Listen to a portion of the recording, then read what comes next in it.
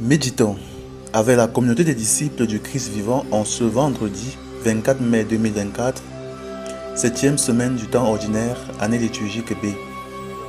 Évangile de Jésus-Christ selon saint Marc au chapitre 10, versets 1 à 12. En ce temps-là, Jésus arriva dans le territoire de la Judée au-delà du Jourdain.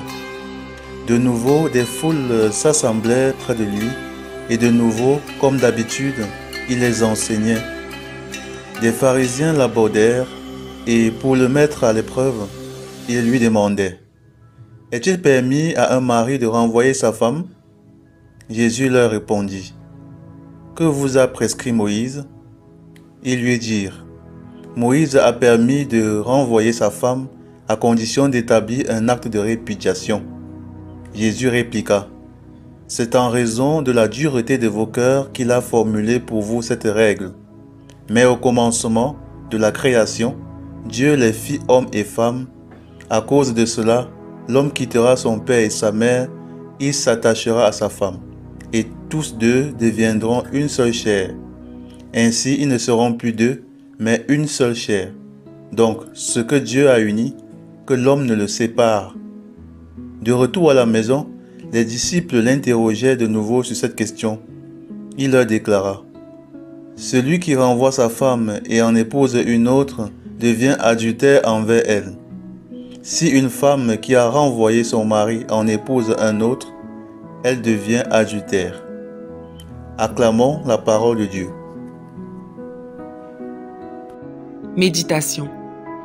Frères et sœurs en Christ, que la grâce de notre Seigneur Jésus-Christ abonde dans chacune de nos vies. Ce matin dans l'Évangile, le Seigneur Jésus-Christ nous parle d'un sujet très sérieux, le mariage. Pas seulement l'union entre un homme et une femme, mais le sacrement du mariage. Il insiste sur la sacralité, la non-dissolubilité de l'union maritale. Il nous exhorte ainsi à ne pas prendre cela à la légère. En effet, quelques pharisiens abordent Jésus avec une question épineuse et compliquée. Peut-on répudier sa femme? Qui peut aussi dire: peut-on répudier son mari? Y a-t-il une possibilité d'arrêter, de cesser l'union conjugale? Cette question se pose encore dans notre société aujourd'hui avec une acuité et une actualité déconcertantes.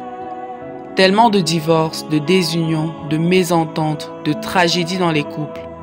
Pas une seule journée ne passe sans qu'un homme, une femme, n'ait violenté son partenaire, parfois jusqu'à lui ôter la vie. Dans certaines localités, on compte plus de divorces enregistrés que de mariages. Et pourtant, tellement de célibataires voudraient se marier, voudraient trouver l'âme sœur, le partenaire de la vie. Alors comment y répondre? Quel est le sens du mariage? En se tournant vers Jésus, sa réponse est sans équivoque. Le mariage est uni par Dieu et personne, même pas les deux personnes unies, n'ont le droit de séparer ce qu'il a uni. Le mariage est donc sacré et on ne se marie pas au hasard ou par fantaisie.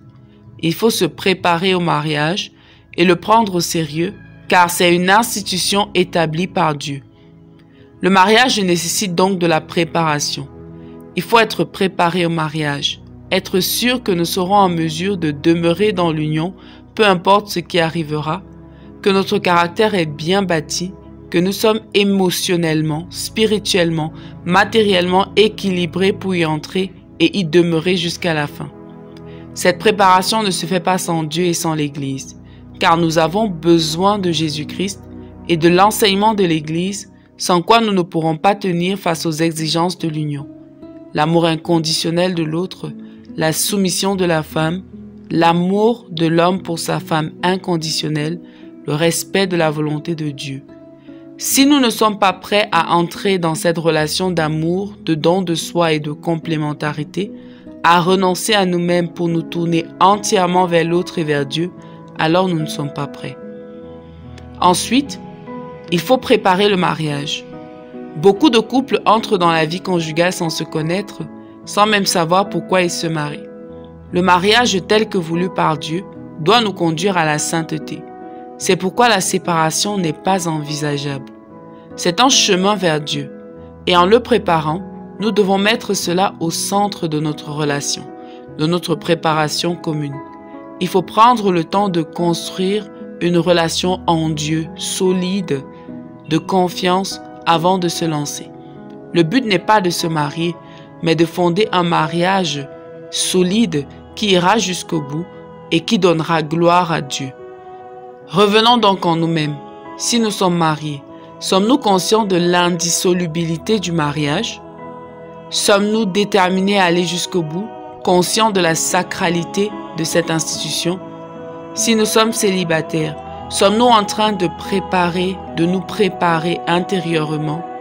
Si nous sommes fiancés, sommes-nous en train de poser les fondations solides en Christ de notre union? Prions.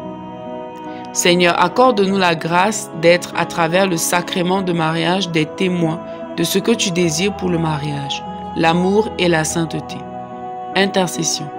Pour tous les couples mariés en difficulté, que le Seigneur leur donne la grâce de vaincre l'ennemi qui s'est installé entre eux et de trouver la paix, l'épanouissement et le salut éternel à travers leur union. Maman Marie, intercède pour nous. Exercice spirituel. Prions aujourd'hui pour les familles dans le monde, pour la famille que nous avons fondée en Dieu ou voulons fonder. Que Jésus-Christ en devienne la fondation, car sans lui, pas de mariage qui tienne. Loué soit Jésus-Christ.